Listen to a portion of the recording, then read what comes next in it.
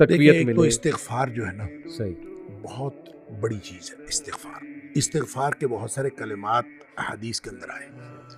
ایک ہے استغفار رب اغفر لی وتب علی انک انت التواب الغفور، بہت شاندار استغفار ہے. یہ قرآن مجید میں نہیں، یہ اچھا، حدیث میں حدیث میں. رب اغفر لی وتب علی انک انت التواب الغفور. ٹھیک ٹھیک. ایک استغفر اللہ الذی لا الہ الا هو الحی القیوم واتوب الیہ. بالکل صحیح. یہ والا جو ہے نا استغفر اللہ الذی لا الہ الا هو الحی القیوم واتوب الیہ، اندازہ کیجئے کہ حدیث میں قرآن میں آتا ہے کہ جو شخص میدان جنگ سے فرار ہو اس پر اللہ کا غضب نازل ہوتا ہے. صحیح.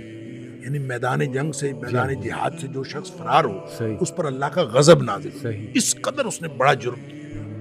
نبی کریم صلی اللہ علیہ وسلم فرماتے ہیں کہ جو شخص سوچ سمجھ کر 3 دفعہ یہ پڑھ لے استغفر اللہ الذی لا الہ الا هو الحی القیوم، 3 دفعہ سوچ سمجھ کے پڑھ لے، نبی پاک صلی اللہ علیہ وسلم نے فرمایا اللہ تعالیٰ اس کے سارے گناہ معاف کر دیتا ہے، چاہے وہ میدان جہاد سے فرار ہوا ہو. اللہ. آپ اندازہ کریں پیچھے بات کیا رہے گی. اللہ.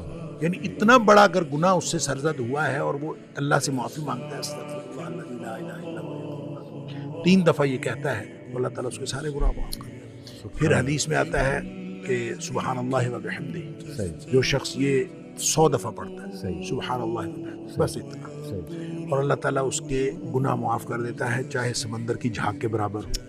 یعنی جتنے بھی گناہ ہیں اللہ تعالیٰ معاف کر دیتا ہے. بالکل. تو یہ اسی طرح جو اللہم اجرنی من النار ہے، جی ہاں. جی ہاں. یہ 7 دفعہ اگر کوئی شخص صبح کے وقت پڑھ لے، صحیح. 7 دفعہ شام کے وقت پڑھ لے، صحیح. اگر اس دن میں اور اس رات میں اس کی موت آ جائے اللہ تعالیٰ جنت عطا فرما دے گا. پھر سید الاستغفار ہے، یہ تو میں سمجھتا ہوں شارٹ کٹس ہیں. تو سید الاستغفار 1 دفعہ پڑھ لے، اللہم انت ربی اللہم انت ربی لا الہ الا انت خلقتنی وانا عبدک وانا، تو یہ 7 دفعہ، یہ 1 دفعہ پڑھ لے. صحیح. دن کے کسی ایک حصے میں پڑھ لے، اس دن فوت ہو گیا تو انشاءاللہ جنت میں چلا جائے گا. سبحان. رات کے کسی ایک حصے میں 1 دفعہ پڑھ لے تو اس رات فوت ہو گیا تو جنت میں چلا جائے گا. گویا صبح و شام کے یہ اذکار میں یہ تو شارٹ کٹس ہیں کہ اگر انسان یہ پڑھ لے تو انشاءاللہ وہ جنت میں جائے گا. باقی جو انسان کو یہ خیالات آتے ہیں نا سائیکولوجیکلی، انسان کو ریگریٹ ختم نہیں ہوتا یا گلٹ ختم نہیں ہوتا یا آپ کہہ لیجئے کہ اس کے وسوسے ختم نہیں ہوتے، تو اس کے لیے ایک علاج نبی کریم صلی اللہ علیہ وسلم نے بتایا، وہ ہے لا حول ولا قوت الا باللہ، بس اتنا. صحیح. اور اس کو اگر 100 دفعہ کوئی شخص پڑھ لے، لا حول ولا قوت الا باللہ. صحیح.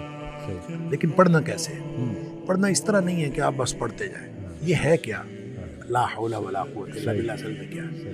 حول کا معنی بھی قوت ہے اور قوت کا معنی بھی قوت ہے. لا حول ولا قوت، یوں کہہ لیجئے نہ کوئی اجتماعی طاقت نہ کوئی انفرادی طاقت الا باللہ، سوائے اللہ کے، یا نہ گناہ چھوڑنے کی طاقت نہ نیکی کرنے کی طاقت، صحیح. الا باللہ. یعنی یا تو ایک کو پازیٹیو بنا لے، ایک کو نیگیٹو بنا لے، یا ایک کو اجتماعی ایک کو انفرادی. صحیح. اب اللہ کے سامنے اس کو اپنا مسئلہ سمجھ کے نا، اپنا جو بھی مسئلہ ہے وہ سوچے صحیح. اور سوچ کے اپنے اللہ کے سپرد کر دے. یا اللہ میری تو کوئی طاقت نہیں، نہ انفرادی نہ اجتماعی، الا باللہ. ہاں تو عطا فرمائے طاقت تو ہو سکتی ہے. یوں میں اس کو کہتا ہوں یہ بے بسی کا کلمہ ہے. بے بس آدمی اپنے اللہ کے سامنے بے بسی کا اظہار کرے اس کلمے کے ذریعے. صحیح. صحیح. تو پھر یہ نبی پاک صلی اللہ علیہ وسلم نے فرمایا، جس شخص نے کہا تھا نا مجھے وسوسے آتے ہیں، جی، آپ نے فرمایا لا حول ولا قوت الا باللہ پڑھا کر، تیرے وسوسے بھی ختم ہو جائیں گے اور اس کے علاوہ اللہ تعالیٰ تیرے 100 مسئلے حل کر دیں گے. آپ اندازہ کریں ایک شخص کے 100 مسئلے ہوتے نہیں ہیں، 2 نہیں تو 4، 4 نہیں تو 6، 6 نہیں تو 8، اس سے زیادہ مسئلے تو کسی کے ہوتے نہیں. تو لا حول ولا قوت الا باللہ پڑھنے سے اس وسوسے بھی دور ہو جاتے ہیں. اور اس کے علاوہ اور وسوسے، جب حدیث میں اس کا لفظ وسوسے آتا ہے تو میں اس کا سمجھتا ہوں کہ اس سے مراد سائیکولوجیکل پرابلمس ہیں. تو جتنے سائیکولوجیکل پرابلمس ہیں وہ اس سے حل ہو جاتے ہیں. اللہ کا ذکر ہر اعتبار سے بہترین ہے، لیکن بعض تو بالکل ایسے ہیں جیسے وہ تیر بہدف ہیں. اور یہ شیخ اس کو جنت کے خزانوں میں سے بالکل، اس کو لا حول ولا قوت الا باللہ اس کو نبی اکرم صلی اللہ علیہ وسلم نے جنت کے خزانوں میں سے خزانہ بھی قرار دیا. اور جس کو جنت کا خزانہ مل جائے اس کو اور کیا چاہیے.